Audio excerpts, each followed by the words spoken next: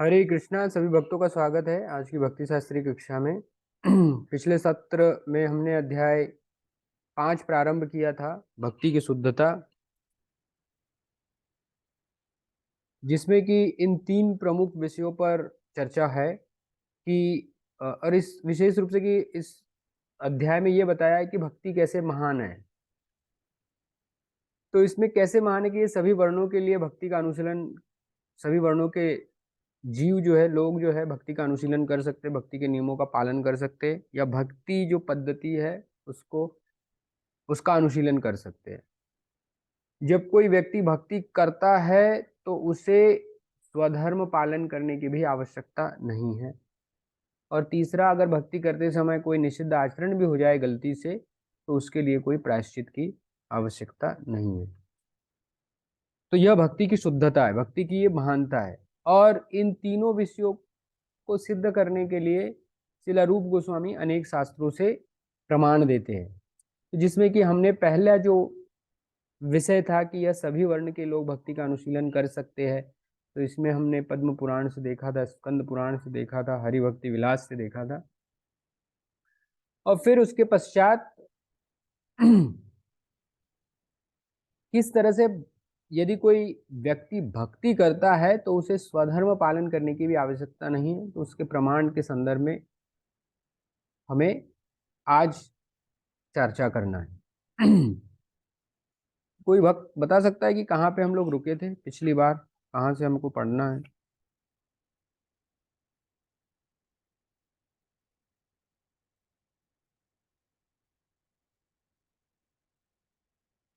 हरे कृष्ण प्रभु, आपने कहा था कि अध्याय 6 चालू करेंगे आप। सीधा अध्याय 6 चालू करेंगे, ये कहा था क्या? हाँ। हम्म, वैसे 4 पेज रहे हुए थे। कहाँ कहाँ से रह गया था?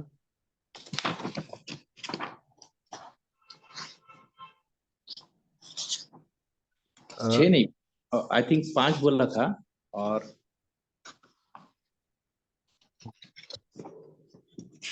नहीं, ठीक है। अभी आप जो मराठी में यदि हो तो पेज नंबर 53 निकालिए, 53 निकालिए।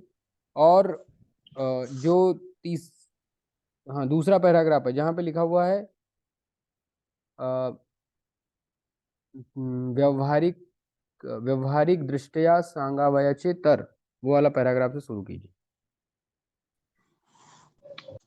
दूसरे हाँ, पैराग्राफ। छठा आखिरी पैरा, इसका भी आपने थोड़ा सा उल्लेख किया था उसमें। हम्म है क्या कोई मराठी के भक्त? हरे कृष्ण पढ़ू क्या प्रभु जी? हाँ, पढ़ दीजिए। हाँ. व्यावहारिक दृष्ट्या सांगायचे तर आध्यात्मिक चेतने पर्यंत पोहोचण्यासाठी 3 मार्ग सांगितले जातात. या 3 प्रक्रियांना कर्म, ज्ञान आणि भक्ती असे म्हटले जाते. हाँ, रुकिए।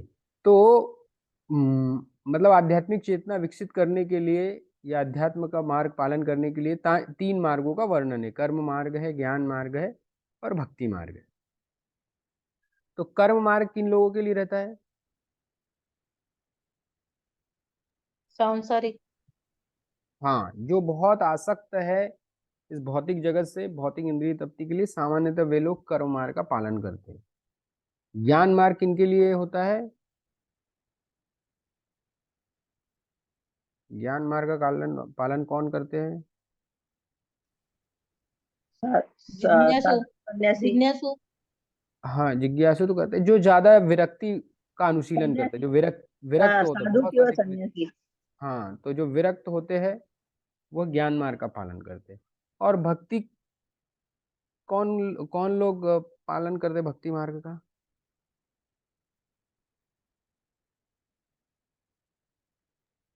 साधक प्रभु जी.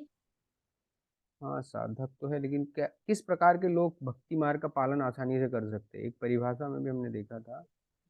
वैष्णव कृष्ण वैष्णव। भावना भावित. कृष्ण हम्म, भावना भावित.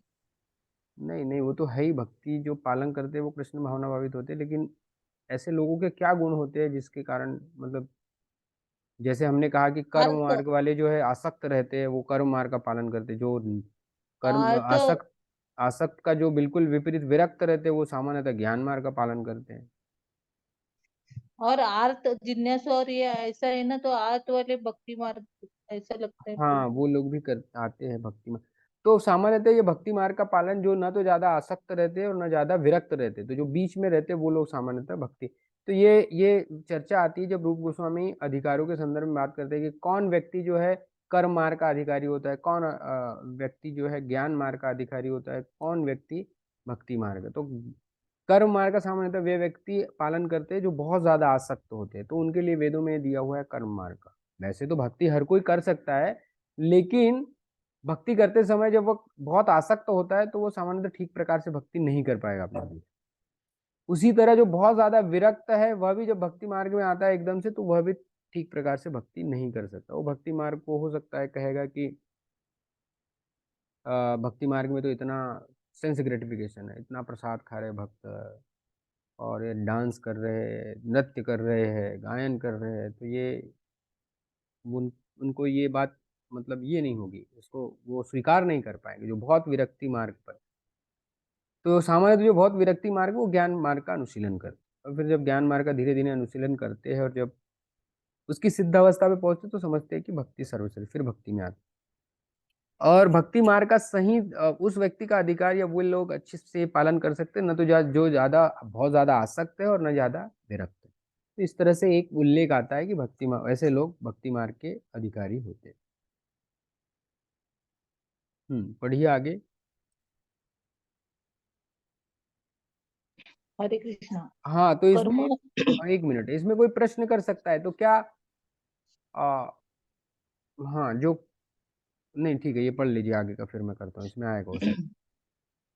कर्म मार्गामध्ये अनेक कर्मकांडे केली जातात. तर्क वितर्क हे ज्ञान मार्गात येतात आणि ज्याने भक्ती मार्गाचा स्वीकार केला आहे त्याला कर्म किंवा ज्ञान आवश्यकता नाही. यापूर्वीच हे स्पष्ट करण्यात आले आहे की शुद्ध भक्तिमय सेवा ही कर्म आणि ज्ञान यांच्या स्पर्शापासून पूर्णपणे अलिप्त असते. भक्तिमय सेवेमध्ये तर्क वितर्क आणि कर्मकांड यांचा गंधही असू नये. हाँ, तो जैसे यहाँ पर एक ये पंक्ति आई है कि जो भक्ति मार्ग को स्वीकार करता है उनको कर्म या ज्ञान दोनों को ही स्वीकार करने की या दोनों को ही करने की आवश्यकता नहीं है। तो क्या एक भक्त जो भक्ति में लगा है वो क्या कर्म नहीं करता है? कैसे समझेंगे हम इसको? क्या वो ज्ञान अर्जन नहीं कर, हम भक्ति शास्त्री कर रहे, इतनी सारी पुस्तकें पढ़ रहे, ज्ञान तो अर्जन कर रहे, ज्ञान मार्ग ज्ञान का अनुशीलन कर रहे हैं हम लोग, कैसे समझेंगे इसको?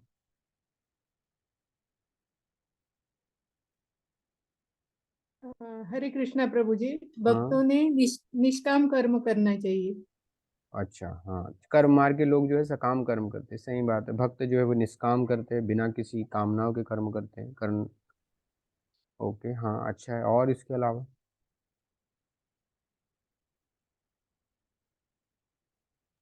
ज्ञान ज्ञान हमें कृष्ण भगवंत को जानने के लिए चाहिए, मगर हम्म, ये ज्ञान हमें ना कि गुरु से वितंडवाद करने के लिए और बड़ाई या अपनी ज्ञान दिखाने के लिए वो नहीं ज्ञान चाहिए ऐसा। हम्म, यस। और इसके अलावा माता जी, प्रभु जी।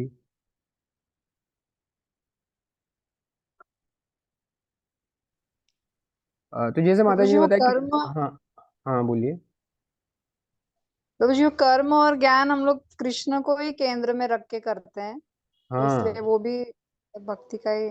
भक्ति के ही अंतर्गत आता है। तो जैसे माता जी का कहना है कि कर्म और ज्ञान जो है हम वो कृष्ण को के, तो हाँ, एक भक्त भी कर्म करता है, लेकिन वह कर्म किसके लिए करता है? भगवान के लिए कर्म करता है, या अपने परिवार के लिए निर्वाह भी कर रहा है, तो वह किसके लिए कर्म? ताकि वो भक्ति कर सके।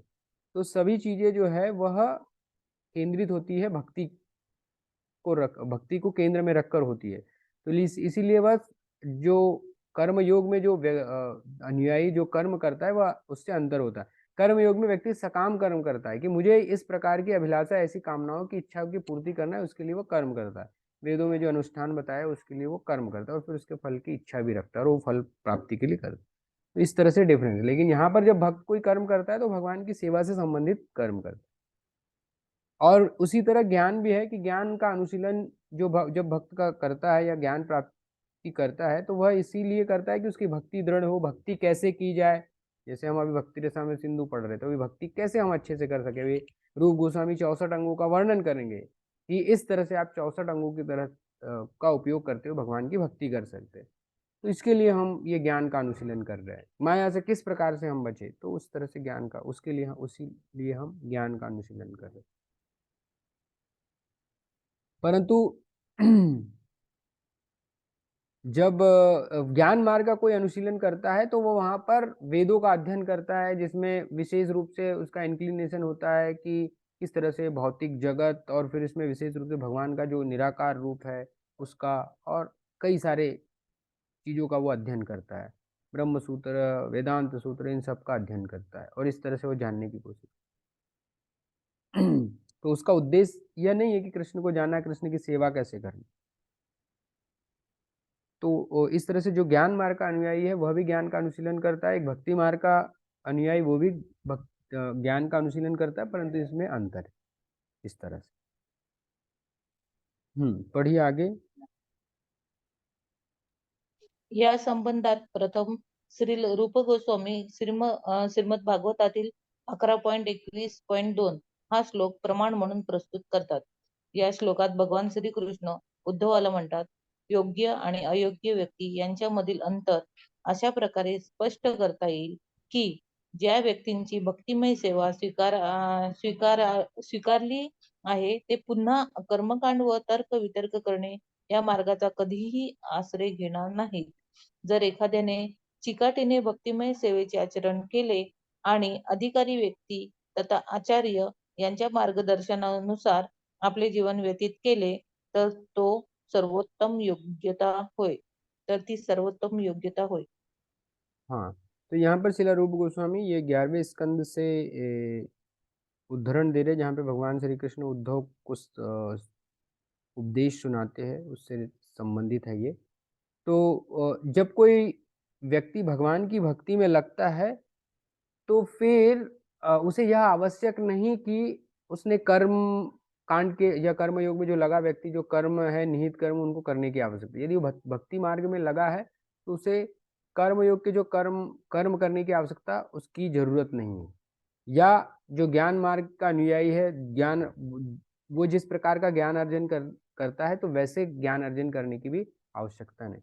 जो भक्ति के लिए अनुकूल है या जो भक्ति को पोषण देते हैं तो ऐसे कर्म में वह प्रवृत्त हो सकता है और ऐसे ज्ञान के अनुशीलन में वह प्रवृत्त होता है।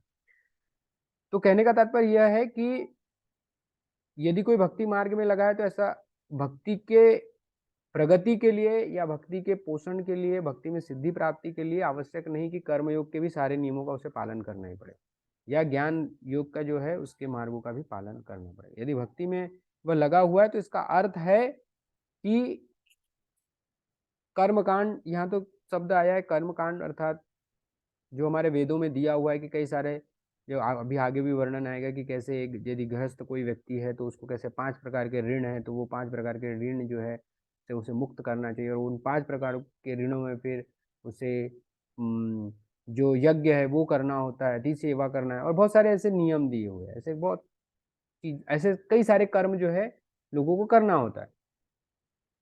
तो जब कोई व्यक्ति भगवान की भक्ति में आता है तो ऐसे कई सारे जो निहित कर्म है, तो वह यदि ऐसे कर्म नहीं भी करता है तो उसे किसी प्रकार का दोष नहीं है, ऐसे कर्मों की आवश्यकता नहीं। उसी तरह से कई प्रकार के शास्त्र है, कई प्रकार का उसमें ज्ञान दिया है, तो कोई भक्ति मार्ग में अनुशीलन कर रहा है तो ऐसा आवश्यक नहीं कि उनको सभी प्रकार के शास्त्रों का ज्ञान की आवश्यकता। जितना भक्ति के लिए पोषण है उतना ज्ञान अर्जन किया वही पर्याप्त है। तो यहाँ पर एक बहुत महत्वपूर्ण बात बताई है कि यदि कोई कठोरता से भक्ति में सेवा का आचरण कर रहा है और अधिकारी व्यक्ति तथा आचार्य इनके मार्गदर्शन के अनुसार अपने जीवन व्यतीत करता है तो वह सर्वपुत्र।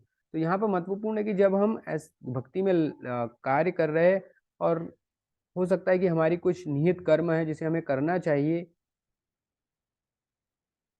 तो वे यदि हम कर्म नहीं करें, परंतु ये किसके आधार पर होना चाहिए, कोई अधिकारी व्यक्ति और आचार्य के मार्गदर्शन के अनुसार होना चाहिए। ऐसा नहीं कि हमारी मनमानी के अनुसार हो। कि हाँ मैं तो अभी भक्त हूँ, मुझे ये करने की आवश्यकता नहीं, वो करने की आवश्यकता नहीं।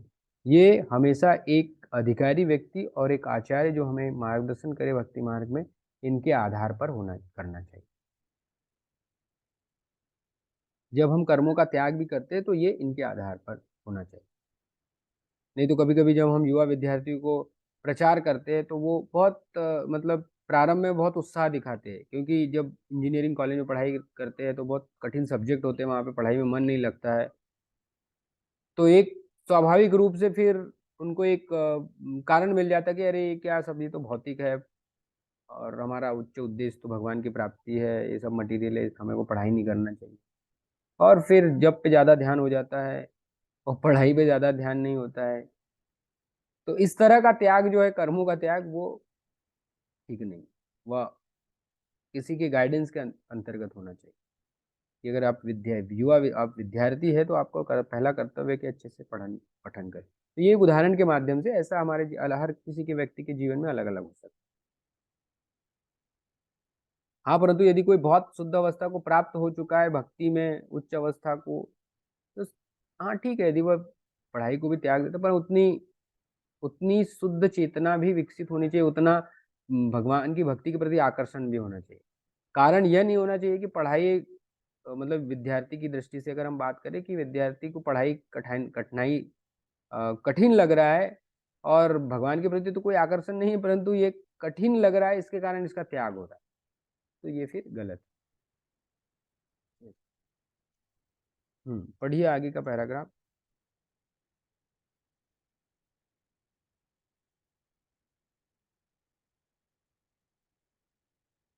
हरे कृष्ण प्रभुजी में हाँ, या विधानाची श्रीमद भागवतात पुष्टी 1.5.17 पुष्टी करण्यात आली आहे। या श्लोकात नारद मुनी व्यासदेवांना म्हणतात, जो मनुष्य स्वधर्माचा त्याग करून साक्षात भगवान हरी श्रीकृष्ण यांच्या चरण कमलांचा आश्रय स्वीकारतो, त्याचे कधीही अनिष्ट होत नाही आणि सर्व परिस्थितीत तो सुरक्षित असतो। यदा कदाचित कुसंगतीमुळे त्याचे भक्ती मार्गातून पतन झाले अथवा भक्तीची साधना पूर्ण करण्याआधी त्याचा अकाली मृत्यू झाला तरी यामुळे त्याची हानी होत नाही। या उलट जो मनुष्य कृष्ण भावने विना वर्णाश्रम धर्माचे पालन करतो, त्याला मनुष्य जीवनाचा यथार्थ लाभ प्राप्त हाँ बस, होते की जे बद्ध। नहीं कंप्लीट कर दीजिए पूरा पैराग्राफ। या श्लोकाचे तात्पर्य असे की जे बद्ध जीव इंद्रिय तृप्तीच्या कार्यामध्ये अतिशय उतावीळपणे रत झाले आहेत, त्यांना हे माहित नसते की ही पद्धत त्यांना कधीही भौतिक संसर्गापासून मुक्त करू शकणार नाही आणि या प्रक्रियेचे फळ म्हणून त्यांना पुन्हा पुन्हा जन्म मृत्यूच्या चक्रामध्ये अडकून राहावे लागणार आहे। हाँ, तो किस स्थिति में कोई अपने स्वधर्म का भी त्याग कर सकता है, कर्मों का भी त्याग सकता है, उसके संदर्भ में श्लोक है, नारद मुनि ने शिला व्यास जी को बताया है। तो बहुत प्रसिद्ध श्लोक है, त्यक्त्वा स्वधर्मम चरणाम्बुजम हरेर भजनम अपक्वोत्पतत्व यदि यत्र को अभद्र मुदमुष्य किम कोवार्थाप्तो भजताम स्वधर्मता। जिसका अनुवाद हमने यहाँ पे देखा कि त्यक्त्वा स्वधर्म, यदि कोई अपने स्वधर्म को भी छोड़ देता है, लेकिन कब? यदि उसने भगवान हरि के चरण कमलों का आश्रय लिया।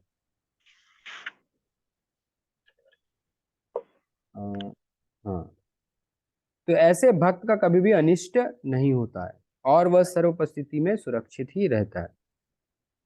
और यत्र क्वा अभद्रम भूदमुष्यम किम, यदि वह किसी गलत संगति के कारण अपने भक्ति पथ से च्युत हो जाता है,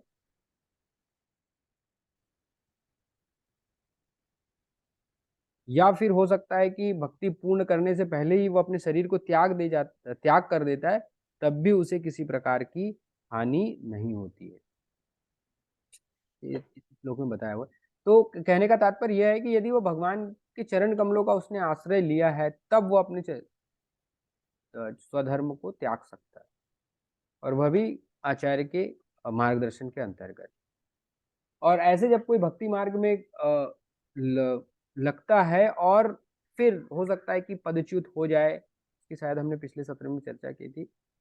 और परंतु फिर भी वो दृढ़ता से भक्ति में लगा हुआ है तो भी उसका कोई नुकसान नहीं। या हो सकता है कि वो भक्ति कर रहा है परंतु भक्ति की सिद्धि अवस्था को प्राप्त नहीं और अपने शरीर को त्याग दिया, तो भी हानि नहीं, क्योंकि अगले जन्म में उसे फिर से अवसर मिलेगा जहां तक उसने भक्ति की है वहां से पुनः प्रारंभ करने का। और भगवान ऐसा जो है ऐसा अरेंजमेंट करेंगे, ऐसी व्यवस्था करेंगे जिससे कि उसे ऐसा अवसर मिले जहां पर उसने समाप्त की थी वहां से वह पुनः प्रारंभ करे।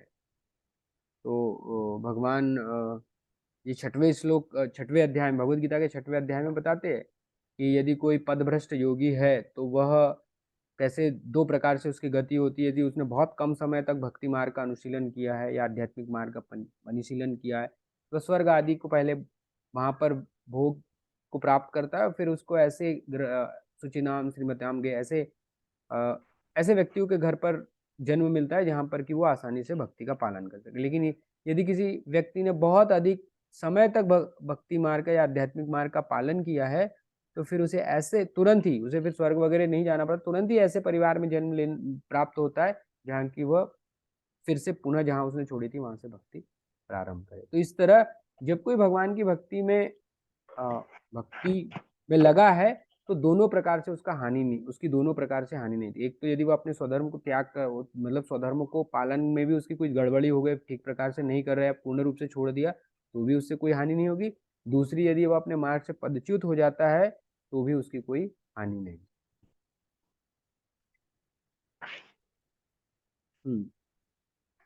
और दूसरी ओर यहाँ पे बताया हुआ है कि यदि कोई बहुत अधिक अच्छे अपने स्वधर्म का पालन कर रहा है परंतु भगवान के प्रति कोई आसक्ति नहीं, भगवान के प्रति कोई भक्ति में सेवा नहीं कर रहा है तो वास्तव में उसको कोई लाभ नहीं, क्योंकि वह भौतिक संसार से मुक्त नहीं हो सकता। वह ये जो जन्म मृत्यु का जो चक्र है उसमें ही अटका रहेगा, उससे वह मुक्त नहीं हो सकता। पढ़िए आगे। मी वाचू का प्रभूजी? हाँ। श्रीमद भागवताच्या 5व्या स्कंदात ऋषभदेव आपल्या पुत्रांना म्हणतात, ज्या व्यक्ती सकाम कर्मांमध्ये गुंतून गेलेल्या आहेत त्यांना पुन्हा पुन्हा जन्म आणि मृत्यूचा स्वीकार करावा लागतो आणि जोपर्यंत त्या व्यक्ती वासुदेवांविषयीचे प्रेम विकसित करीत नाहीत तोपर्यंत त्यांची प्राकृतिक नियमांच्या कठोर बंधनापासून सुटका होणे शक्य नाही। म्हणून आपण असेही समजू शकतो की जो मनुष्य आपल्या वर्ण आणि आश्रमास अनुसरून असणारी आपली सर्व कर्तव्ये अगदी व्यवस्थितपणे पार पाडित आहे पण जो पूर्ण पुरुषोत्तम वासुदेवांविषयी प्रेम विकसित करीत नाही तो आपले आयुष्य व्यर्थ घालवित आहे। तो ये ऋषभ देव ने अपने कहा गया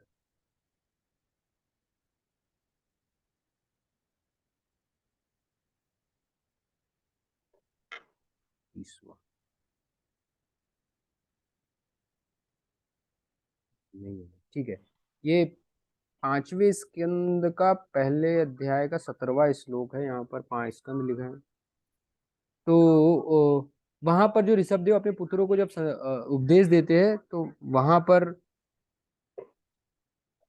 ऋषभदेव ये कह रहे हैं कि यदि कोई सकाम कर्मों में लगा हुआ है तो अभी जैसे कोई कर्मयोग का पालन कर रहा है तो कर्मयोग की सिद्धि यह है कि वो सकाम कर्म से प्रारंभ करता है, वो निष्काम कर्मयोग तक आए और फिर आगे जाकर वो भक्ति की अवस्था को प्राप्त होता है। तो यदि वह उस अवस्था को नहीं आता है, सकाम कर्म में ही लगा रहता है तो फिर उसे पुनः जन्म मृत्यु मतलब उसे जन्म मृत्यु का चक्र जो है उससे होकर गुजरना पड़ता, वह इससे ऊपर नहीं उठ सकता। और ये कब तक होगा? जब तक कि वो भगवान वासुदेव के प्रति प्रेम को विकसित नहीं कर पाता, अर्थात भक्ति की अवस्था तक वो नहीं जाता।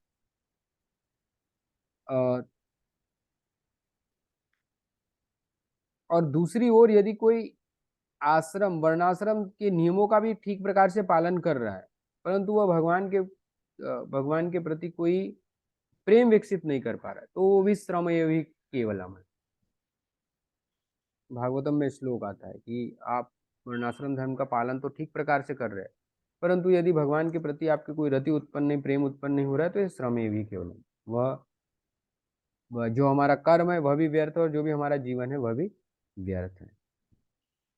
तो इस तरह से जो भक्ति है वह सर्वश्रेष्ठ है।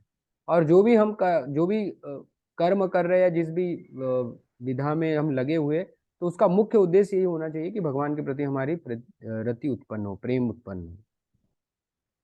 तो वह जो कर्म है, जो ज्ञान है, जो भी हम क्रिया कर रहे हैं, वह सार्थक है, अन्यथा सभी व्यर्थ ही है।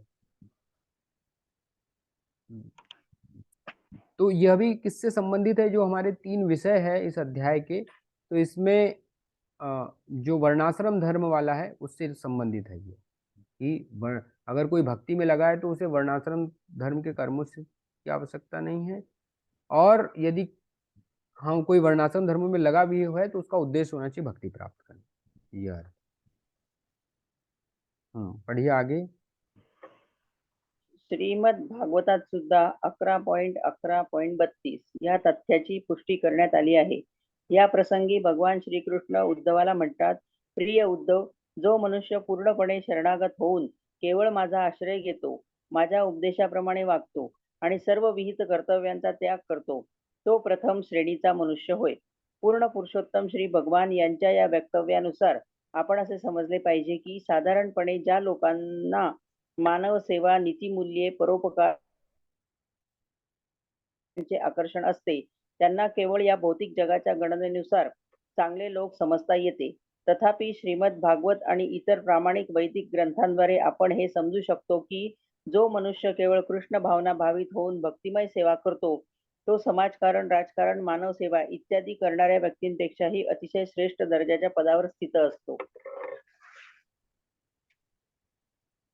हाँ, तो यह भी श्लोक यहाँ भी भगवान श्री कृष्ण उद्धव को कहते हैं, और जो भगवत गीता में भी जो श्लोक भगवान अर्जुन को कहते हैं कि सर्वधर्मान परित्यज्य माम एकम शरणम व्रज अहम त्वाम सर्व पापेभ्यो मोक्षयामि मा शुचः, तो उसी श्लोक से ये बिल्कुल रिलेटेड है।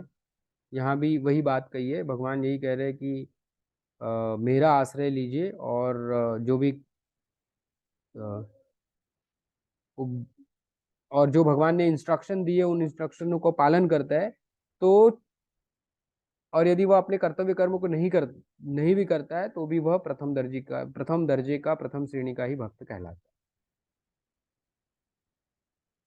और यदि कोई भगवान की भक्ति कर रहा है तो उसमें क्या है, साधारणपणे सभी मानव सेवा आता है, नीति मूल्य, परोपकार, समाज कारण, राजकारण इत्यादि सभी चीजें आ जाती है यदि कोई भगवान की भक्ति करता है। अब यहाँ पर ये सामान्यतः ये बहुत हो सकता है विवाद का विषय भी हो जाता है कभी कभी, या हो सकता है कि हमें भी ये जो सिद्धांत है शायद हम भी उसमें विश्वास ना करें, कि मान लीजिए कि कोई भगवान की भक्ति कर रहा है, तो ठीक है, अपनी साधना कर रहा है, जो नियम है उसको बताए वो उसका पालन कर रहा है, भगवान की सेवा कर रहा है, लेकिन एज सच वह समाज को क्या योगदान दे रहा है? मतलब यदि वह समाज की वो एज सच कोई सेवा नहीं दे रहा है, तो हम कैसे कह सकते हैं, जैसे यहाँ पे प्रभुपाद जी ने लिखा है कि वह परोपकार, समाज कारण, राजकारण इत्यादि कार्यांचे आकर्षण असो त्यांना केवळ भौतिक जगाच्या पुण्यानुसार चालतं।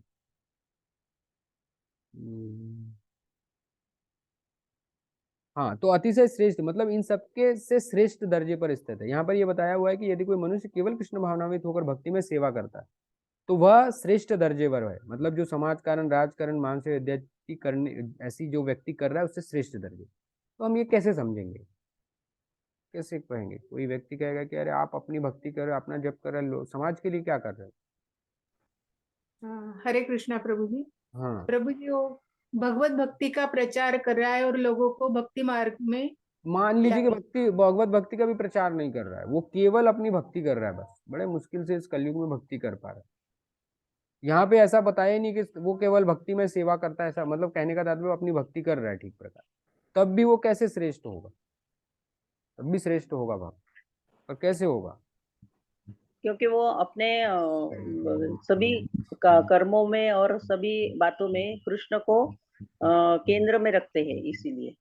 तो ठीक है, उनके जीवन के लिए लोगों को क्या फायदा उससे लोगों को क्या फायदा होगा, समाज को क्या फायदा होगा?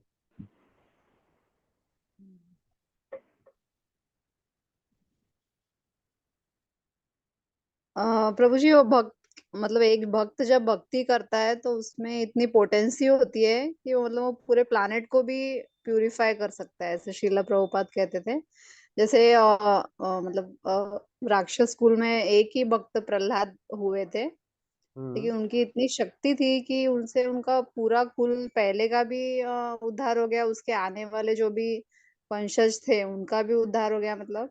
और उनके आसपास जो विद्यार्थी थे जो ज्यादा वो कुछ डायरेक्टली प्रचार किया भी नहीं होगा, लेकिन उनके संपर्क मात्र से उनके सारे पाप मतलब उनके शुद्ध भक्त को देखने से ही लोगों के पाप पाप जो है नष्ट हो जाते हैं। मतलब इतनी पोटेंसी होती है भक्ति में। जो भी जीव उनके कांटेक्ट में आता है, भले वो आंखों से दिखाई ना दे, लेकिन उनके अनगिनत पाप वो नष्ट करता है अपने खाली भक्ति करते रहने से। ऐसा मैंने हाँ सुना था ऐसा एक लेक्चर में। हाँ, ठीक है, ये भी मतलब काफी हद तक ठीक है। फिर भी इसमें मतलब ऐसा एक्सपेक्टेड आपके आंसर में है कि वो लोगों की मतलब अप्रत्यक्ष रूप से उस मतलब लोगों का लाभ होता है कि जैसे परिवार की 3 पीढ़ी जैसे 21 पीढ़ी को, या फिर जो प्रहलाद ने जो अपने दोस्तों को भक्त बनाया या दूसरों को पवित्र किया। मान लीजिए कि साधारण भक्त है, वो तो केवल अपने घर मतलब अपनी खुद की भक्ति कर रहा है, उतना ज्यादा पोटेंट भी नहीं है, वो इतना ज्यादा प्रसिद्ध ये भी नहीं है जो लोगों को ऐसे प्रभावित कर सके। पर तब वो तो फिर मेन काम तो कर पा रहे हैं ना, मतलब इस चक्र से तो निकल गए ना जो हम लोग हाँ, उन्हें। पॉइंट ये है कि वह एक मनुष्य जीवन का उद्देश्य है कि इस भौतिक जगत से वह किसी तरह मुक्त हो। जब कोई व्यक्ति राजकारण कर रहा है, मानव सेवा कर रहा है, तो ठीक है, अच्छी बात है, मानव सेवा कर रहा है। लेकिन जो मनुष्य जीवन का उद्देश्य है कि जन्म मृत्यु के चक्र, वो कहाँ से मुक्त है? ना तो वो दूसरे लोगों को मुक्त करा रहा है, ना तो स्वयं मुक्त हो रहा है। तो यहाँ भले ही ये व्यक्ति दूसरों को भले कोई लाभ ना ले, लेकिन कम से कम वह जो मनुष्य जीवन का उद्देश्य है उसकी तो पूर्ति कर रहा है। और जब कोई भक्ति के जीवन का पालन कर रहा है, तो यह भी है कि भले ही वह दूसरों को लाभ ना पाए, लेकिन दूसरों को नुकसान तो भी नहीं पहुंचा रहा। व्यक्ति दूसरों को नुकसान कब पहुंचाता है? जब वो अपनी इंद्रिय तृप्ति में, और इतनी इंद्रिय तृप्ति में जब बाधा होता है तो दूसरे के अधिकारों को वह छीनता है, दूसरों के मतलब व्यवस्थाओं को वो छीनता है। लेकिन ये एक व्यक्ति जब प्रामाणिक रूप से भक्ति करता है, तो वह न केवल अपने मतलब मनुष्य योनि को या फिर अन्य पेड़ पौधे जीव सबको वो मतलब एक तरह से लाभ नहीं पहुंचाएगा, लेकिन नुकसान भी नहीं पहुंचाएगा, है ना। तो इस दृष्टि से भले ही वह बहुत बड़े रूप में कोई समाज सेवा ना कर रहा हो, मानव सेवा ना कर रहा हो, राजकारण नहीं कर रहा हो, परंतु वह अपने स्तर पर निश्चित रूप से, क्योंकि अगर किसी को नुकसान नहीं पहुंचाना, इसका अर्थ है कि वह लाभ ही पहुंचाए।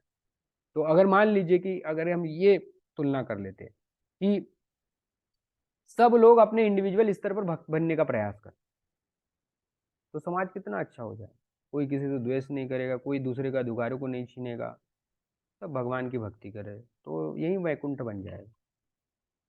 किस आधार पर बनेगा? जब कोई भगवान का भक्त बनेगा। लेकिन यदि कोई हर कोई व्यक्ति राजकारण करने की सोचेगा, समाज कारण करेगा, मानव सेवा, तो क्या बन सकता है ऐसा? हम तो देख ही रहे ना, संसार में इतना राजकारण चल रहा है, इतना समाज सेवा चल रहा, हो रहेगा कोई लोग सुखी?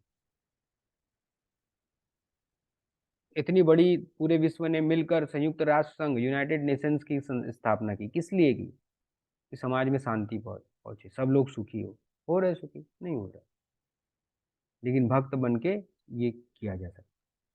जैसे फिर आपने बताया, ये तो हाई स्तर का है कि यदि कोई शिला प्रभुपाद जी जैसे भक्त है, और वो जब बनते हैं, तो उनको देखने से, उनके प्रचार से निश्चित रूप से लोगों के मन में भी ये एक आशा की किरण है कि हाँ, इस तरह से यदि हम जीवन यापन करें तो ज्यादा सुख और समृद्धिशाली हम जीवन यापन कर सकते हैं। तो कभी कभी ये प्रश्न, कभी कभी हमारे मन में भी ये संदेह हो सकता है कि अरे मैं अपनी भक्ति कर रहा हूँ, लेकिन लोगों को क्या सेवा कर रहा हूँ? इतना बड़ा कोई नहीं कर रहा। लोग देखिए कितना अनाथ आश्रम में सेवा कर रहे हैं, कहीं कोई हॉस्पिटल में सेवा कर रहा है कोई। हाँ, निश्चित रूप से हमारी काबिलियत है तो हमें वो भी करना चाहिए, साथ में भक्ति भी देनी चाहिए, लेकिन ये भी क्या न्यून गण्यता, इंफीरियर कॉम्प्लेक्सिटी नहीं आना चाहिए कि मैं भक्ति कर रहा हूँ तो मैं कुछ समाज के लिए नहीं कर पा रहा हूँ। नहीं, बहुत बड़ा योगदान हम समाज को दे रहे हैं। ये कहने, यहाँ पे कहने की बात, समझने की हमें बात है। पढ़िए आगे। हे मत श्रीमद भागवतात 11.5.41 अधिक स्पष्टपणे स्थापित करण्यात आले आहे. करभाजन मुनी राजा निमीला म्हणतात, हे राजन, जो मनुष्य आपल्या वर्णाश्रम धर्माचा त्याग करून सर्वतोभावे भगवान मुकुंदांच्या चरणकमलांची शरणागती पत्करतो, तो इतर कोणाचाही ऋणी तर राहत नाहीच, तसेच ऋषी, मुनी, पितर, इतर जीव, कुटुंब किंवा समाजाप्रती त्याचे काहीही कर्तव्य उरत नाही. पापमुक्ती करता त्याला पंचयज्ञ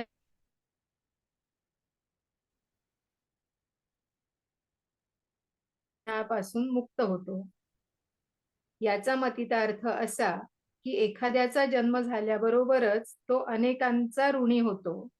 तो साधू संतांचा ऋणी होतो, कारण त्यांनी लिहिलेली शास्त्रे आणि ग्रंथ यांचा तो लाभ घेत असतो. उदाहरणार्थ, व्यासदेवांनी लिहिलेल्या ग्रंथांचा आपण सध्या लाभ घेत आहोत. श्रील व्यासदेवांनी आपल्याकरिता सर्व वेद लिहून ठेवले आहेत. व्यासदेवांच्या लिखाणापूर्वी वैदिक शास्त्रे केवळ ऐकली जात असत आणि शिष्य सर्व मंत्र केवळ पाठ करीत असत. त्यानंतर व्यासदेवांना वाटले की आपण सर्व वेद लिहून ठेवावेत, कारण कलियुगातील लोकांची स्मृती अतिशय क्षीण झालेली आहे आणि आध्यात्मिक गुरुने दिलेले उपदेश त्यांच्या लक्षात राहणे फार कठीण आहे. म्हणून त्यांनी आपणा सर्वांकरिता ग्रंथ रूपाने पुराण, वेदांत, महाभारत आणि श्रीमद भागवत या रूपाने सर्व वैदिक ज्ञान देऊन ठेवले आहे.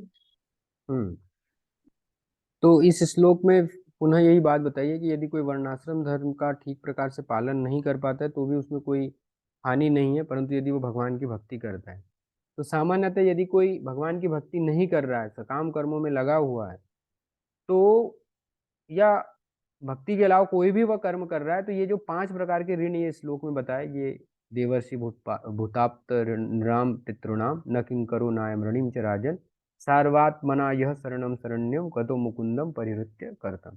इस श्लोक का यहाँ की अनुवाद दिया हुआ है। इस श्लोक के अनुसार 5 प्रकार के ऋण जो है वो एक मनुष्य के ऊपर होते हैं, और वे ऋण है, पहला है देव ऋण, दूसरा है ऋषि ऋण, तीसरा है भूत ऋण, भूत मतलब यहाँ पर जीवों से संबंधित है, तीसरा आप्त मतलब अपने स्वजन संबंधी उनका ऋण, और पितृणाम अर्थात पितरों का ऋण।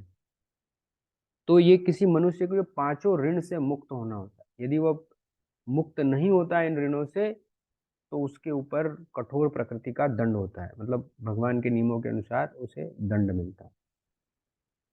देव ऋण अर्थात क्योंकि मनुष्य हम सूर्य के द्वारा प्रकाश प्राप्त करते हैं, जल देवता के द्वारा जल प्राप्ति हमें होती है, और कई प्रकार की सुख सुविधा हमें प्राप्त होती है देवों के द्वारा, इसीलिए देव ऋण से हमें, तो इसके लिए हमें यज्ञ बताए गए।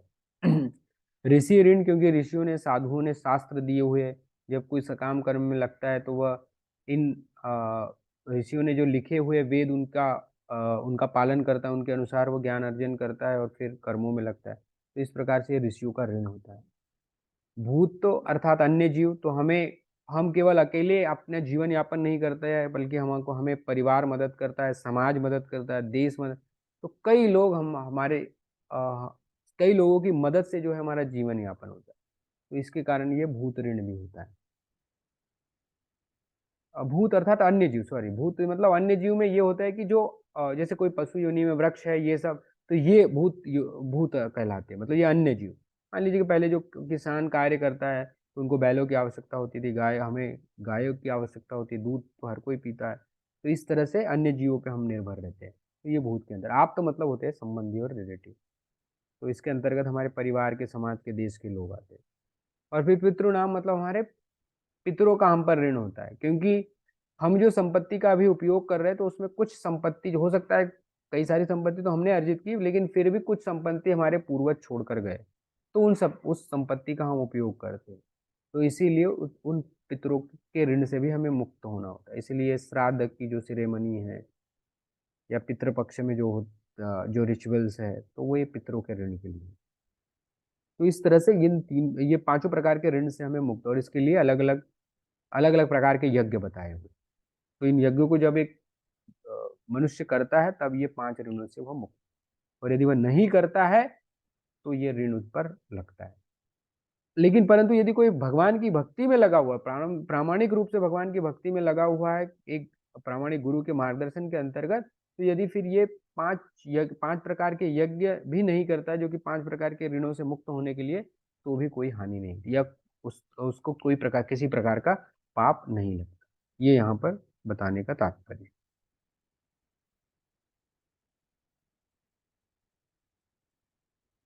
तो प्रभुपाद जी ने आगे इन्हीं ऋणों के संदर्भ में बताया है कि कैसे जो आचार्य शंकराचार्य गौतम मुनि ने जो ग्रंथ लिखे उनका अध्ययन हम करते हैं, कैसे पितरों के ऋण से हम मुक्त होते हैं जो पिंडदान करने के पश्चात।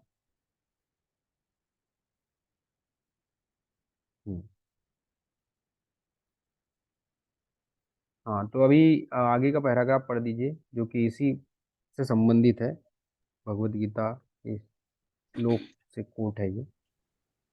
पढ़ू प्रभुजी? हाँ। त्यानंतर शंकराचार्य, गौतम मुनी, नारद मुनी यांच्यासारख्या अनेक ऋषी मुनींचेही आपण ऋणी आहोत। नहीं नहीं, यहाँ से नहीं, इसका आगे वाला पढ़िए, आगे पैराग्राफ, ये तो होगा इसके आगे भगवद्गीते। हाँ। अच्छा, ओके। भगवद्गीतेत भगवान श्रीकृष्ण म्हणतात, हे अर्जुन, तू सर्व धर्मांचा परित्याग कर आणि केवळ मला शरण ये, मी तुला सर्व पापांपासून मुक्त करेन। यावर एखादा मनुष्य असा विचार करू शकतो की मी पूर्ण पुरुषोत्तम भगवंतांना शरण जात असल्यामुळे इतर ऋणांची परतफेड करू शकत नाही, परंतु भगवंत पुन्हा पुन्हा म्हणतात, तू मला शरण येण्यास संकोच करू नकोस। असा विचार करू नकोस की तू इतर सर्व कार्य त्यागल्यामुळे तुझ्या जीवनामध्ये काहीतरी त्रुटी निर्माण होईल। मी तुला पूर्णपणे संरक्षण देईन। भगवान श्रीकृष्णाचे गीतेत दिलेले हेच आश्वासन आहे। आगे भी पढ़ो। नहीं, बस तो भगवान ये श्लोक है, सर्वधर्मान् परित्यज्य माम एकम शरणं व्रज अहम त्वां सर्व पापेभ्यो मोक्षयामि मा शुचः। तो भगवान ने कहा है कि सर्वधर्मान् परित्यज्य माम एकम शरणम, मैं सभी धर्मों का त्याग कर दो, मेरी एक शरण लीजिए। तो कोई किसी जिसने शास्त्रों को पढ़ा है तो वो कहेगा कि इतने सारे ऋण हम पर होते हैं, इन ऋण से हम मुक्त नहीं होंगे, तो हमें पाप लगेगा, तो फिर हमें पापों का फल मिलेगा। तो इसीलिए भगवान यहाँ पर आश्वस्त कर रहे हैं अगली लाइन में कि अहम त्वाम सर्व पापेभ्यो मोक्षयामि मा शुचः। जो भी पाप लगने का विचार आप कर रहे हो, तो उससे मुक्त कराने की जिम्मेदारी मैं लेता हूँ, डरो मत, मेरी शरण लो आप, और भक्ति प्रामाणिक रूप से करो। तो यदि कोई भगवान की भक्ति नहीं करता है और इन स्वधर्मों का भी पालन नहीं करता है, ये जो 5 प्रकार के ऋण है उनसे भी मुक्त नहीं होता है, तो निश्चित रूप से उसको पाप लगेगा और पाप के कर्मों का फल उसे भोगना हो। पढ़िए अब आगे।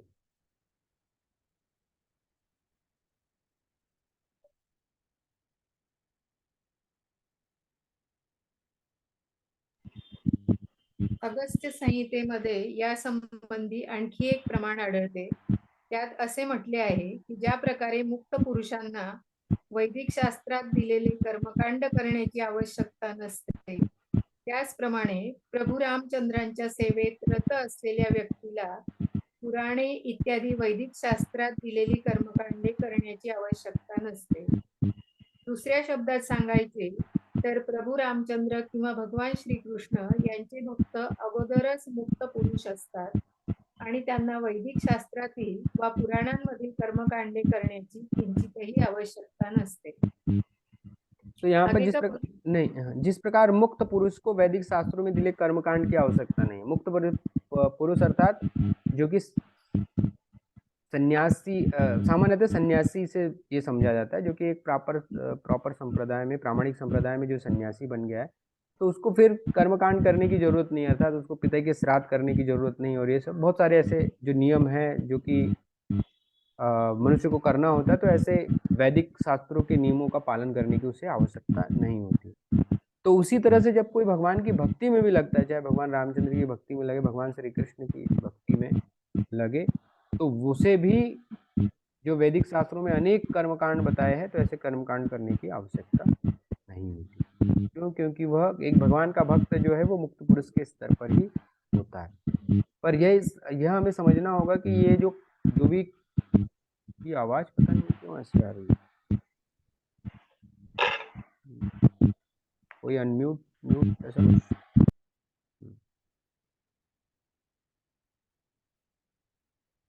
हाँ, तो लेकिन कर्मों का त्याग हम तभी कर सकते हैं, जो भी हमारे निहित कर्म है उनका त्याग हम तभी कर सकते, ये मार्गदर्शन में होना चाहिए। कहने यहाँ पे तात्पर्य भक्ति जो है वो मार्गदर्शन में होना चाहिए, किसी गुरु के मार्गदर्शन में, कुछ किसी विशिष्ट वरिष्ठ अधिकारी के मार्गदर्शन में होना चाहिए। अब जैसे हमने इसके पहले वाला जो श्लोक पढ़ा, सर्वधर्मान परित्यज्य माम एकम शरणम व्रज, एक तरह से भगवान इस श्लोक में कह रहे हैं कि हमें सभी धर्मों का त्याग कर देना चाहिए। उसी परंतु हम दूसरी ओर देखते हैं कि भगवान कहते हैं कि यदा यदा ही धर्म से ग्लानिर्भवति भारतम अभ्युत्थानम अधर्मस्य तदात्मानं सृजामि। तो यदा यदा ही धर्म, तो भगवान इसके पहले कह चुके कि जब भी धर्म की ग्लानि होती है तो मैं धर्म की स्थापना के लिए यहाँ पर अवतरित होता हूँ। और भगवान यहाँ पे कह रहे हैं कि क्या सर्वधर्मान परित्यज्य, सभी धर्मों को छोड़। इसमें विरोधाभास नहीं लगता कि भगवान एक तरफ तो धर्म की स्थापना के लिए आते हैं और दूसरी ओर हमें कह रहे हैं कि सभी धर्मों को छोड़ देना चाहिए और उनकी शरण ले लेना चाहिए। इसको कैसे समझेंगे?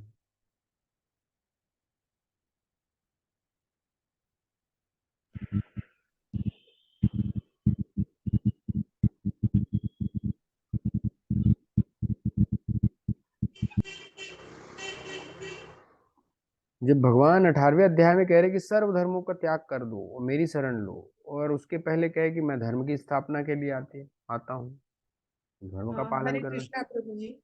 हाँ राक्षस असुर लोग जो है वो अधर्म का व्यवहार करते हैं, अधर्म से हाँ उसका उनका व्यवहार अधर्म का होता है। इसीलिए धर्म की स्थापना के लिए वो अवतरित होते हैं। हाँ, हरे कृष्ण प्रभु जी। हाँ अ, धर्म का मतलब हम जो भी कर्तव्य कर्म करते रहते हैं, जो हाँ हमारा धर्म है, जो हमारा पत्नी का धर्म है, पुत्र के लिए माता का धर्म है, और उसके हम्म लिए जो कार्य करते रहते हैं, हम्म तो कार्य में जो हम लोग फल की अपेक्षा करते हैं, वो फल की अपेक्षा किए बिना कार्य करना है। और फिर सर्वधर्मान परित्यज्य का मीनिंग मैंने ऐसा लगाया है कि वो धर्म करना है, कर्तव्य करना है, और फल की अपेक्षा के बिना करना है। तो श्लोक का ऐसा मीनिंग हो सकता है क्या? नहीं नहीं, यहाँ तो भगवान सीधे ही कह रहे कि फल की इच्छा क्या है, वो तो बोला धर्मी को परित्याग कर दो। पति धर्म है तो पति धर्म त्याग कर दो, स्त्री है धर्म है तो स्त्री धर्म, पुत्र है तो पुत्र धर्म का त्याग ही कर दो। फल की इच्छा की तो बात ही नहीं है यहाँ पर। उस धर्म को ही, कर्तव्य कर्म को ही त्याग दो, ऐसा भगवान के इसमें। स्वधर्म का त्याग करना, सर्व धर्मान परित्यज्य यानी। हाँ, तो स्वधर्म मतलब क्या है? स्वधर्म मतलब क्या है? स्वधर्म यानी अपना, नहीं समझा। हाँ ठीक। देखिए, हमने जब भगवत गीता का स्टार्टिंग में पढ़ा था तो दो प्रकार के कर्म प्रभुपाद जी बताते हैं कि एक बद्ध जीव के दो प्रकार के कर्म होते हैं। एक होता है उसके शारीरिक मतलब अभी जो बद्ध अवस्था है उससे संबंधित एक कर्म होता है, और एक दूसरा है कि आध्यात्मिक कर्म, जिससे कि वो भगवान से जुड़ता है। तो हमारा इस शरीर को बनाए रखने के लिए एक कर्म होता है, तो एक शरीर को बनाए रखने के लिए अर्थात इसमें सभी कर्म इसके अंतर्गत आते हैं। जो भी हमारा पारिवारिक जो हमारे कर्तव्य है, सामाजिक जो कर्तव्य है, वो सब हमारे शरीर को ठीक प्रकार से रखने के लिए जो कर्म है, तो ये सभी प्रकार के जो है कर्म वो इसके अंतर्गत आते हैं। और दूसरा जो कि आध्यात्मिक हमारा कर्म है, जिसमें कि हम एक आत्मा, शाश्वत आत्मा के उत्थान के लिए कौन से कर्म कर रहे हैं वो। तो यहाँ पर जब सर्वधर्मान परित्यज्य माम एकम शरणम व्रज की बात हुई है, यहाँ पे सभी स्वधर्म से, जैसा आपने कहा, तो इसमें वह धर्म है जो हमारे भौतिक कार्यों से संबंधित जो कर्म है, तो उन सभी का त्याग करने की बात कही। जो सो कॉल्ड, जो हम जिन्हें हम धर्म कहे कि मेरा एक परिवार धर्म है, एक मेरा राज धर्म, मेरा देश धर्म, ये सब, तो इन सभी प्रकार के धर्मों को त्याग करने की बात कही। और किसमें प्रवृत्त का होना है? माम एकम शरणम, जो मतलब हमारा जो शाश्वत धर्म है, जीव का एक स्वाभाविक धर्म है, और वह भगवान की सेवा, तो उसमें प्रवृत्त होना। और जब वह ऐसे प्रवृत्त होता है तो जो भी अन्य जो स्वधर्म उसके कारण जो पाप कर लगने वाले हो सकते थे, तो वो भगवान कह रहे कि मैं गारंटी, मैं आश्वासन लेता हूँ कि वो किसी प्रकार के पाप जो है वो नहीं लगेंगे, उनसे मुक्त करने की आश्वासन भगवान स्वयं दे रहे। तो ये तो उदाहरण जो है, जैसे गोपियों का उदाहरण बहुत उच्च है कि जब भगवान श्री कृष्ण ने बांसुरी बजाई मध्य रात्रि, तो जो गोपियां है उन्होंने अपने सारे धर्म छोड़ दिए, जो भी उनका पारिवारिक धर्म था, पति धर्म था, और वो भगवान के शरण गए। तो एक उच्च उदाहरण है। तो ऐसे ही जब कोई व्यक्ति भगवान की शरण पूर्ण रूप से जाता है तो उसको हो सकता है कई प्रकार के धर्म को छोड़ना पड़े। तो जब कोई व्यक्ति धर्म को छोड़ता है तो उससे पाप होता है, परंतु यदि वो भगवान की शरण लेने के लिए वो धर्म को छोड़ रहा है तो उससे किसी प्रकार का पाप नहीं है। तो इस तरह यहाँ पर इस श्लोक के माध्यम से बताया गया। अब पढ़ दीजिए आखिरी पैराग्राफ। त्याचप्रमाणे श्रीमद भागवतात 11.5.42 करभाजन मुनी राजा निमीला सांगतात, हे राजा, ज्या व्यक्तीने देवी देवतांची पूजा सोडून आपली सर्व शक्ती पुरुषोत्तम भगवंतांच्या सेवेत केंद्रित केलेली आहे, तो भगवंतांना अतिशय प्रिय आहे. त्यामुळे काही कार्य घडले तर त्याला त्याकरिता प्रायश्चित्त करण्याची आवश्यकता नसते. त्याच्या हृदयात भगवंत स्थित असल्यामुळे ते त्या भक्ताने चुकून केलेल्या त्रुटींना क्षमा करतात. त्याच्यावर अनुकंपा करून ते हृदयातूनच त्याची चूक सुधारतात. भगवद्गीतेत अनेक ठिकाणी असे म्हटले आहे की पूर्ण पुरुषोत्तम भगवान श्रीकृष्ण हे आपल्या भक्तांमध्ये विशेष रुची ठेवतात आणि निश्चयपूर्वक घोषणा करतात की माझ्या भक्तांचे कोणत्याही कारणाने आणि मी सदैव माझ्या भक्तांचे संरक्षण करतो. तो ये वाला जो पैराग्राफ है इससे रिलेटेड है कि यदि कोई भगवान की भक्ति करते हुए कुछ पाप हो जाता है तो उसे प्रायश्चित करने की आवश्यकता नहीं है। तो यह श्लोक भी जो नौ योगेंद्र है वो निमि महाराज को जो उपदेश देते उससे ही किया हुआ है। तो इसमें ये बताया हुआ है कि हे राजा, जो व्यक्ति देवी देवताओं की पूजा को छोड़कर यदि पूर्ण पुरुषोत्तम भगवान का आश्रय लेता है, उनकी सेवा में लग जाता है, तो वास्तव में सबसे प्रिय है। और जब वो भगवान की ऐसे सेवा में करता है तो हो सकता है कि सेवा करते समय उससे कोई निषिद्ध आचरण हो जाए, कोई पाप पूर्ण आचरण हो जाए, पाप पूर्ण कार्य हो जाए, तो ऐसे पाप पूर्ण कार्य होने के पश्चात भी उसे प्रायश्चित की आवश्यकता नहीं होती, क्योंकि जब वह भक्ति करते रहता है और उस भक्ति करते समय कोई, तो अब ये यहाँ पे जो पाप हुआ है गलती से या जो निषिद्ध आचरण हुआ है वह प्री प्लान नहीं है, मतलब उसने सोच विचार कर नहीं किया, वह आकस्मिक हुआ है। तो ऐसा आकस्मिक पाप के संदर्भ में यहाँ बात हुई है, निषिद्ध आचरण की बात नहीं हुई। यदि कोई प्री प्लान करता है तो वो ये इसके अंतर्गत नहीं है। ठीक है, किसी ने पहले सोच लिया कि हाँ मैं ऐसा ऐसा पाप कर लूँगा, भक्ति तो कर ही रहा हूँ और उसके बाद भी दृढ़ता से मैं भक्ति करूँगा, तो ये तो कपट होगा, ये पतित अवस्था नहीं, ये कपटी होगी, कपटी अवस्था होगी, जो चैतन्य महाप्रभु के संदर्भ में कहा है कि भगवान चैतन्य महाप्रभु क्या है, पतित पावन है, कपट पावन नहीं। तो पतित पावन का अर्थ है कि हाँ किसी से आकस्मिक रूप से कोई निषिद्ध आचरण हो गया, पतन हो गया उसका, तो उस समय भगवान हमें क्षमा करते हैं। हाँ, तो ये आकस्मिक जब कोई पाप कृत्य होता है उसके संदर्भ में बात हुई। तो ऐसा पाप कृत्य हो जाता है तो फिर उसे प्रायश्चित करने की आवश्यकता नहीं है, क्योंकि भक्ति की विधि ऐसी है कि वो भक्ति में फिर आगे दृढ़ता से लगा रहता है, तो उसके हृदय में जो शुद्धिकरण, क्योंकि प्रायश्चित का मुख्य उद्देश्य है जीव का शुद्धिकरण हो, तो ये भक्ति की प्रोसेस जो उससे ज़्यादा पोटेंट है, उससे ज़्यादा शक्तिशाली है उस हृदय को शुद्ध करने के लिए। तो वो पुनः भक्ति की ही प्रक्रिया में लगता है तो उसका हृदय जो है वो शुद्ध हो जाता है और फिर से वो ऐसा निषिद्ध आचरण नहीं करेगा। और इसके संदर्भ में भगवद गीता में तो भगवान ने कहा ही है कि ये जो हमने शायद पिछले इसमें भी लिया था कि अपिचेत सुदुराचार भजते माम अनन्य भाग साधु रेव समन्तव्य सम्यक व्यवस्थितो ही स। यदि कोई भक्ति के मार्ग में है और दुराचार भी इससे हो जाता है तो उसे साधु ही मानना चाहिए। भगवान स्वयं कर रहे, भगवान का मत है, तो फिर हम ऐसे व्यक्तियों के संदर्भ में हम तो कुछ कमेंट्स कर ही नहीं सकते, तो उसे साधु ही मानना चाहिए क्योंकि वह ठीक प्रकार से व्यवस्थित है भक्ति के मार्ग। और इसके आगे भगवान कहते हैं कि क्षिप्रम भवति धर्मात्मा शश्वत शांतिम निगच्छति।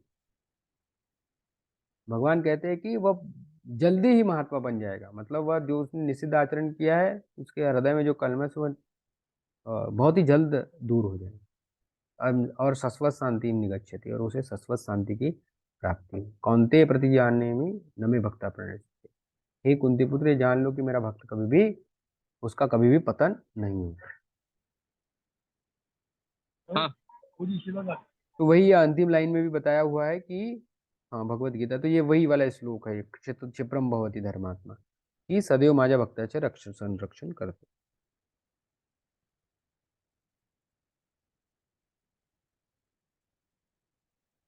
हाँ, निश्चय पुण्य, मतलब कौन्तेय प्रति जाने ही न मे भक्ता प्रणश्यति, उस श्लोक का अंतिम में अनुमान दिया।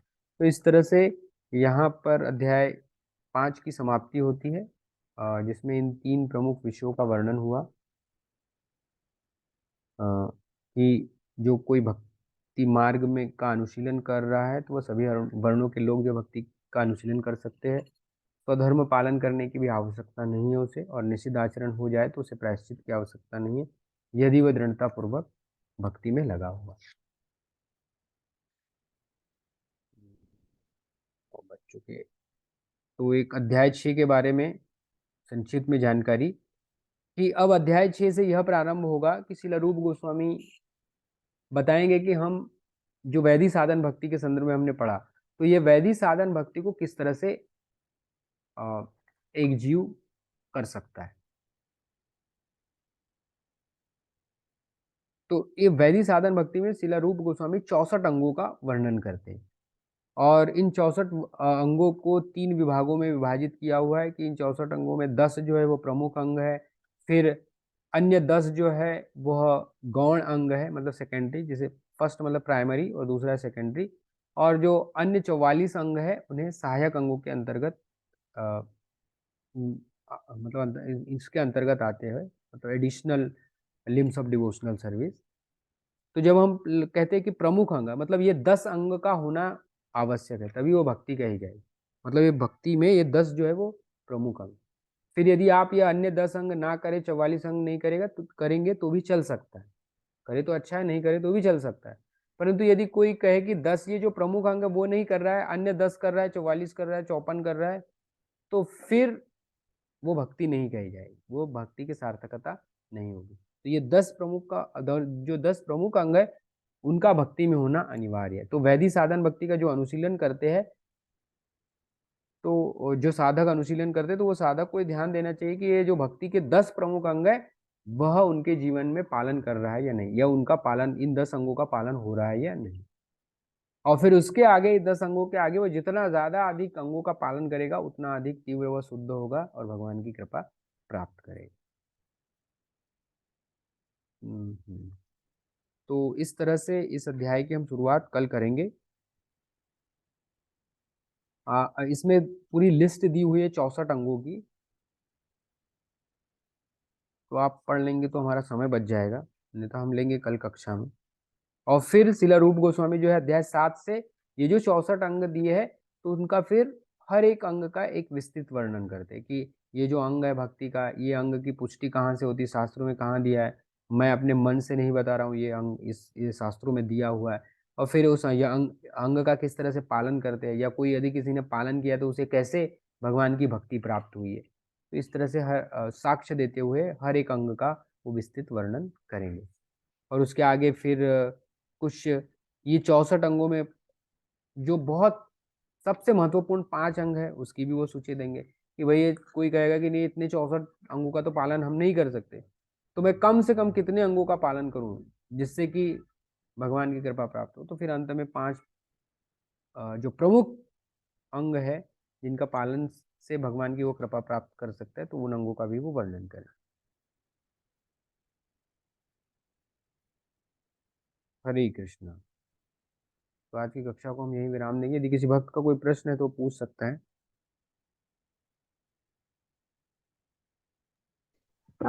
हरे कृष्ण प्रभु जी, जो हाँ, क्वेश्चन क्या है उसके बारे में थोड़ा बताएंगे? जो ओपन बुक जो प्रश्न दिया है उसके बारे में। हाँ हाँ हाँ, क्या प्रश्न था माता जी, 1 मिनट मुझे देखना पड़ेगा।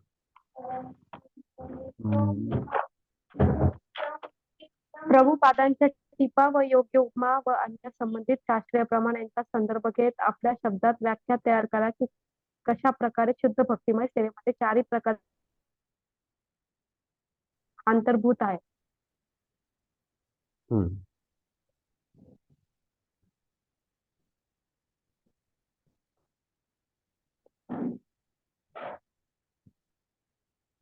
प्रभुपाद की टिप्पणी उचित उपमाओं व अन्य संबंधित शास्त्रीय प्रमाणों का संदर्भ लेते हुए अपने शब्दों में व्याख्या कीजिए कि कैसे शुद्ध भक्ति में सेवा में सभी चार प्रकार के पापमय फलों को नष्ट करने की शक्ति है. तो ये तो समझ अंडरस्टैंडिंग के आधार पर है, तो ये सैद्धांतिक इस प्रश्न का उत्तर लिखना होगा, ये प्रैक्टिकल एप्लीकेशन के अंतर्गत नहीं है. तो इसमें जो हमने चार प्रकार जो शिला रूप गोस्वामी पद्म पुराण से लोग कोट करते कि कैसे जो चार प्रकार भक्ति में चार प्रकार के कष्टों को नष्ट करने की शक्ति है. तो ये क्लेशाग्नि के अंतर्गत का है प्रश्न. तो इसको हम इस तरह से लिख सकते हैं कि जैसे शिला रूप गोस्वामी क्लेशाग्नि के अंतर्गत ये बताते हैं कि पाप करने का जो मूल कारण है वह है अविद्या. तो वो जो हमने 3 स्टेप बताई थी, अविद्या और पाप कर्म से फिर पाप कर्म फल. तो इस तरह से कोई पाप कर्म फल करता है. अब इसके आगे हमें इस तरह से लिखना है कि ये जो पद्म पुराण के आधार पर जब कोई पाप कर्म करता है तो उसके 4 जो है भाग बनते हैं. तो वह है प्रारब्ध, अप्रारब्ध, बीजम और कूटम. तो कैसे प्रारब्ध को भक्ति नष्ट करती है, तो उसके लिए जो पुस्तक में हमने बताया था चिन्ह, तो वही श्लोक, वही जो अनुवाद है या वो श्लोक आप ढूंढ सकते, तो वो श्लोक और उसका अनुवाद लिखना है कि ये इस मतलब श्रीमद् भागवतम में ये उदाहरण या पद्म पुराण में ऐसा दिया जहाँ भी जिस जो भी दिया हुआ है उसमें, तो उसको कोट करना है. और प्रभुपाद जी उसके बारे में क्या कहते हैं वो लिखना है. उसी तरह से अप्रारब्ध के बारे में लिखना है, उसी तरह से बीज के बारे में लिखना है, उसी तरह से कूट के बारे में. कूट का मतलब अर्थ क्या होता है प्रभु जी? कूट का अर्थ होता है कूट का अर्थ है पाप करने की प्रवृत्ति. ओके. नहीं, पाप करने की प्रवृत्ति तो बीज की होती है. कूट का अर्थ है कि जो प्रारब्ध, अप्रारब्ध, बीजम और कूटम. पाप करने के लिए जो सोचता है वो नहीं, पाप करने के बारे में सोचता नहीं है. हाँ, कूट मतलब ये भी पाप करने की प्रवृत्ति होती है, लेकिन ये बहुत सुप्त अवस्था में रहती है. बीज जो रहती है ना, बीज जो रहता है वो एकदम पाप करने की प्रवृत्ति मतलब अभी करने वाला है उसके कारण. मतलब कोई मान लीजिए कि कोई शराब पीता है, तो शराब पिया उसने, वो तो पाप कर्म किया ही है, लेकिन शराब पीने के कारण उसकी एक आदत सी बन गई है, तो वह उसको कहेंगे बीज, जिसके कारण जब भी वह ऐसा अवसर प्राप्त होता है उसे, तो फिर से वह उस पाप में प्रवृत्त हो जाए. तो ये तो एक साधारण. उसी तरह से कभी कभी ऐसा होता है कि कुछ जो हमने पाप पूर्व जन्म में किए है लेकिन वो बीज रूप में रहते हैं, तो जैसे ही उस पाप करने की का हमें अवसर मिल जाता है तो हम उस पाप में प्रवृत्त हो जाते हैं. तो ये होती है बीज कहलाती है. कूट जो रहती है, हाँ, कूट वासनाएं होती है. कूट का अर्थ है वासनाएं. तो वासनाओं का अर्थ है कि अभी जैसे कि यहाँ पे हमने उदाहरण दिया कि ये जो व्यक्ति जो शराब पी रहा है, तो अभी शराब पीने के कारण उसकी एक इंक्लिनेशन, एक आदत, एक बीज रूप में संचित हो रहा है, और वो फिर से जब भी अवसर मिलता है बार बार उस शराब को पीता है और पाप करने लगता है. परंतु यही जो पाप की प्रवृत्ति है, जब वह दूसरे जन्म में भी जाएगी तो एक वासना के रूप में जाएगी, और फिर उस व्यक्ति को जो है वो पाप करने में प्रवृत्त करेगी. तो हो सकता है कि उस जीवन में उसने कभी शराब ना पी हो, लेकिन एक ऐसा अवसर मिला जहाँ पे उसके सभी मित्र और वो है, और अचानक उसकी तीव्र इच्छा हुई, और उसके कारण वो तो ऐसे मतलब अभी इस जीवन में तो ऐसे परिवार से में जी रहा है कि जहाँ पर न तो वह कभी नॉनवेज खाता, न कभी शराब पी उसने, और दूर दूर तक उसका नाता नहीं था, परंतु अचानक उस माहौल में गया और वो जो वासना उसके ही अंदर वो जागृत हो जाती है, और उसके कारण फिर वह पाप में प्रवृत्त हो जाता है. या ये वासनाओं का हो सकता है तुरंत रूप में तो वो परिवर्तित नहीं होती पाप में, लेकिन बार बार उसको एक तरह से क्या कहती है, बेचैन करते रहती है कि पाप करने, मतलब उसके मन में हमेशा द्वंद रहता है कि मुझे एक बार ये इसका अवसर, मतलब एक बार मुझे शराब पीना चाहिए, इसको एक बार कम से कम मुझे अनुभव करके तो देखना चाहिए। तो ये जो बेचैनी जो है पाप करने की प्रवृत्ति, तो ये एक प्रकार की ये कहलाती है कूट है। और जो तुरंत ही फिर ये कूट जो है फिर आगे की स्थिति में बीज रूप में आता है और बीज रूप में आके फिर वो पाप में प्रवृत्त हो जाता है। तो कूट एक्चुअल में सुप्त अवस्था में रहता है पाप करने की प्रवृत्ति, जो कि व्यक्ति को सदैव बेचैन करते रहती है, तो इसे कहते हैं कूट। धन्यवाद प्रभु जी। हरे कृष्णा।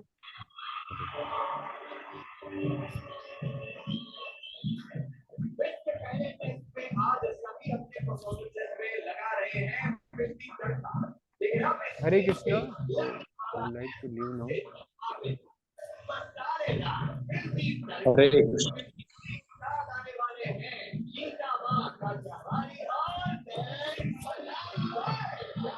हरे कृष्णा। हाँ हाँ प्रभु जी, एक्चुअली वो सर्वधर्म परित्यज भगवान जो बोलते हैं वो डिवोटी को डे 1 से फॉलो करना होता है या एक मैच्योरिटी के बाद वो कर सकता है? मतलब जैसे गोपियां तो उन्होंने बहुत life time highest morality follow किया है, इसलिए वो अब कर सकती है उसको गिव अप ऐसा, पर नहीं, सही बात है, अच्छा प्रश्न वो है करना आपका ही कि नहीं ये जो, चाहते जो अपना। हाँ, तो वही हम स्टूडेंट का उदाहरण बता रहे थे कि स्टूडेंट जब नए नए प्रचार किए जाते हैं तो कहते हैं कि स्टडी सब भौतिक है, ये सर्वधर्मान नहीं है।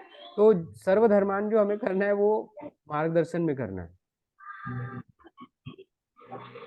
भक्ति हम लोग मार्गदर्शन में ही कर रहे हैं। तो हाँ, जब यदि हमारे जो वरिष्ठ भक्त जिनके अंतर्गत हम मार्गदर्शन कर रहे हैं, तो कभी भी ऐसी सलाह नहीं, अरे ऐसा अगर हमारा स्तर होगा तो हमको अगर गुरु से ऐसे आज्ञा मिल रही तो फिर हम कर सकते हैं।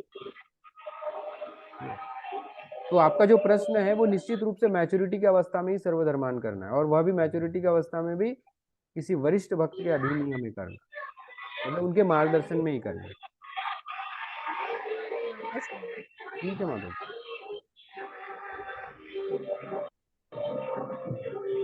प्रभु जी आवाज कितना आ रहा है बीच में टीवी का? मुझे समझ में नहीं आ रहा माता जी कौन अनम्यूट है। वो समझ गए, जिनको जिनकी टीवी ऑन थी वो समझ गए कि हाँ माता जी ठीक है। आप, मैं जो आपने जो प्रश्न पूछा, डज इट मेक सेंस, मैं जो आंसर दिया? आप अनम्यूट होके,